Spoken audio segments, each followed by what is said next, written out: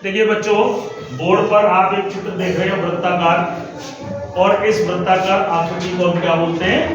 Pie chart. तो आज हम पाई चार्ट के बारे में समझने का प्रयास करते हैं। पाई चार्ट क्या है? गणित में किसी भी समस्या को, आपके जो दैनिक जीवन की कोई समस्या है, उस समस्या को वृत्ताकार आकृति में दर्शाना, वृत्ताकार आकृति में लिखना पाई चार्ट कहलाता है। तो देखिए बोर्ड पर आपकी एक दैनिक जीवन की समस्या है। किसी परिवार की कुल आय रुपए 18,000 है। परिवार के खर्च का पाई चार्ट में विवरण दिया गया है। प्रत्येक का खर्च रुपए में ज्ञात कीजिए। यानी एक व्यक्ति है जो 18,000 रुपये महीने कमा रहा है। कितने कमा रहा है? और उन 18,000 को वो कैसे कैसे खर्च कर रहा है, उसे इस पाई चार्ट में दर्शाया गया है। क्योंकि पाई चार्ट एक वृत्ताकार आकृति होती है, और वृत्ताकार आकृति में कुल कोण कितने होते हैं? टोटल कोण, एक वृत्ताकार आकृति में कुल कितने कोण होते हैं? कितने डिग्री का कोण होता है? 360। जोर से बोलो ना। 360। एक वृत्ताकार आकृति 360 डिग्री का निर्माण करती है। ये हम ज्योमेट्री जब पढ़ी थी तब हमने सीखा। तो यहाँ पर 36 डिग्री, 72 डिग्री, 144 डिग्री और 108 डिग्री, अगर इनका टोटल करोगे तो आपको 360 डिग्री मिलेगा। यानी कि इस व्यक्ति ने अपने 18,000 रुपए का खर्च जो है वो इस तरह विभाजित किया है कि 36 डिग्री रुपया जो है वो पढ़ाई में खर्च कर रहा है, 72 डिग्री वो बचत कर रहा है, अपने बैंक में डाल रहा है, भोजन के लिए वो 108 डिग्री के बराबर रुपया खर्च करता है, और 144 डिग्री वो अन्य खर्चों में, जैसे बीमारी है, या मान लो कहीं आपको इधर घूमने जाना है, कपड़े लेने हैं, या शौक मौज करनी है, उन सभी खर्चों के लिए उसने 144 डिग्री के बराबर खर्च दे रखा है। अब हमें क्या करना है? इन डिग्रियों के हिसाब से इन 18,000 रुपयों में किसके पास कितना कितना खर्च आएगा, पढ़ाई के लिए कितने रुपए आएंगे, बचत के लिए कितने रुपए होंगे, ये आपको ज्ञात करना है। तो देखिए पाई चार्ट को दो तरीके से दर्शा सकते हैं। देखो आपकी किताब में तो एक ही तरह का दिया हुआ है। पाई चार्ट को दो तरीके से दर्शा सकते हैं, एक तो डिग्री में और एक प्रतिशत में, परसेंटेज में। तो आपका डिग्री में तो दिया हुआ है, डिग्री में तो दिया हुआ है। अब हम क्या कर रहे हैं? इसको परसेंटेज में बदल देते हैं। वैसे आप सीधा सीधा उत्तर निकालोगे तो भी आ जाएगा। देखो मैं दोनों तरीके से बताता हूँ। पहले हम डिग्री से करते हैं। तो देखिए पहला क्या है आपका? मान लो पढ़ाई के, पहले पढ़ाई का निकाल लेते हैं। पढ़ाई के लिए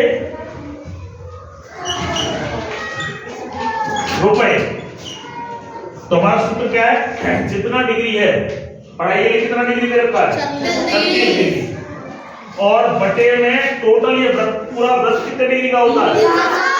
360 डिग्री का, इंटू जो रुपए टोटल आपके पास हैं, कितने? 18,000। तो देखो 36 से कम 36 से कम 36, ये जीरो आपका है, ये 10 से आपका ये जीरो गया। यानी कितने रुपए कितने बचे? रुपए 1,800। यानी 18,000 रुपयों में से वह व्यक्ति 1,800 रुपए पढ़ाई के लिए खर्च करता है, अपने बच्चों की पढ़ाई पर। देखिए दूसरा क्या है? बचत। मान लो वो बचत कितनी करता है महीने में, तो बचत के लिए कितने डिग्री आवंटित है? 72, और बटे में क्या आएगा? वही टोटल 360 डिग्री, और इंटू 18,000। 12 6 तो 6 एकम 6 बजे 30, 5 एकम 5 दिया 15, 3 बज गए, 5 6 30, और 2 जीरो। यानी कि रुपए 3,600 की वह बचत करता है। वो हर महीने 3,600 की बचत करके अपनी बैंक में डालना। अब देखिए यहां पर तीसरा क्या है? तीसरा अन्य। देखिए अन्य के लिए कितना है, अन्य खर्च के लिए रुपए, डिग्री कितनी है 144, और नीचे क्या रहेगा 360। नीचे 360 हमेशा, क्यों? क्योंकि पूरा वृत्ताकार जो है वो 360 डिग्री का होता है। तो काटिए इसे, कितने से काटे बताओ? 6 से काट लेते हैं। 6 दूनी 12, 2 बच गए, 6 चौक 24, फिर इसको 6 से काट लीजिए, 6 6 36, फिर 6 से काटिए, 6 चौक 24, ठीक है। तो ये आपका 10 से 10 गया। अब क्या बचा ऊपर 4 और यहाँ पे 1800 गुणा करिए, 4 का 0 से 0, 4 का 0 से 0, 4 अठे 32, हासिल 3, 4 एकम 4, 5 6 7, यानी कि रुपए 7200 वो अन्य खर्चे जो है जैसे बीमारी का है, कपड़े लेने का है, उन सब पे खर्च करता है। अब एक और बच गया आपका भोजन। भोजन पे कितना खर्च है 108 डिग्री, भोजन पे कितना है 108 डिग्री, और नीचे 360, और इंटू कितना है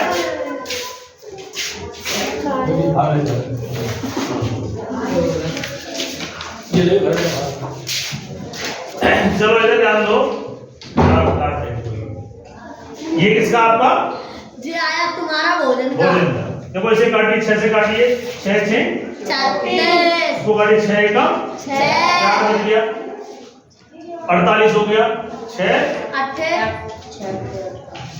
6 अट्ठे 48, 36 36 36 हाँ 48, ठीक है। 6 से काटिए 10 और 6 किया 18, ये 10 से ये 10 गया, इधर क्या बचा, एक तो 3 बचा और 3 गुणा 1800, 3 का 0 से 0, 3 का 0 से 0, 3 अट्ठे 24 हासिल 3 एकम 3, आपके रुपए 5400 रुपए भोजन पर खर्च। अब देखिए पूरा पाई चार्ट का जो बंटवारा हमने किया था कितने रुपए में से किया था 18,000 में से तो किया है। तो इन सब का टोटल लगाएं तो कितना आना चाहिए 18,000। 18,000, तब तो आपका सही है। तो पहले हमने कितना निकाला था, पहले जो खर्च किया था किस पे था 1800 रुपए पढ़ाई पर, फिर दूसरा खर्च कितना था बचत दी 3,600 3,600 की बचत करी थी, और तीसरा था आपका अन्य खर्च कितना था 7,200, और भोजन पे कितना किया 5,400। इसका टोटल कितना आना चाहिए 18,000 आता है, तो आपका कैलकुलेशन सही है, नहीं तो गलत। देखिए 0 से 0, ये 0, 8 और 6 14, 14 और 2 16 और 4 20 हासिल 2 और 1 3 और 3 6 और 7 13 और 5 आगे। यदि हाँ तो आपका सब कुछ सही है। ये हुआ एक तरीका।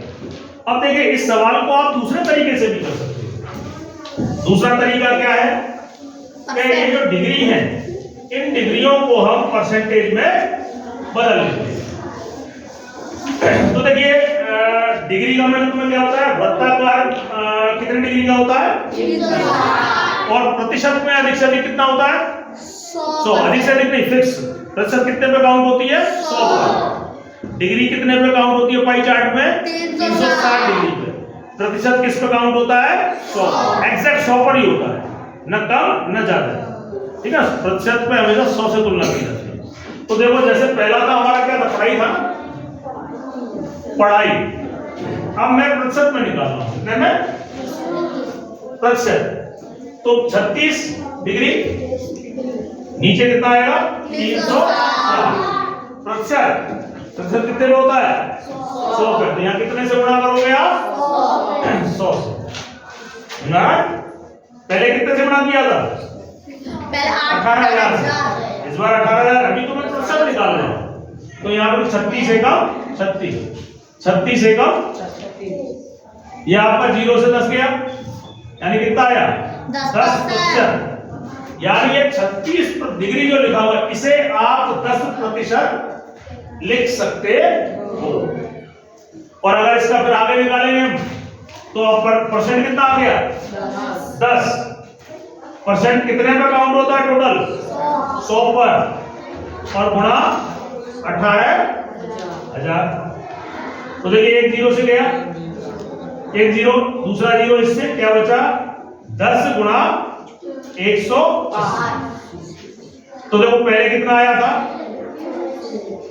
पढ़ाई का खर्च पहले कितना आया था जब डिग्री से निकाला था हमने, 1800। अब कितना आया 1800।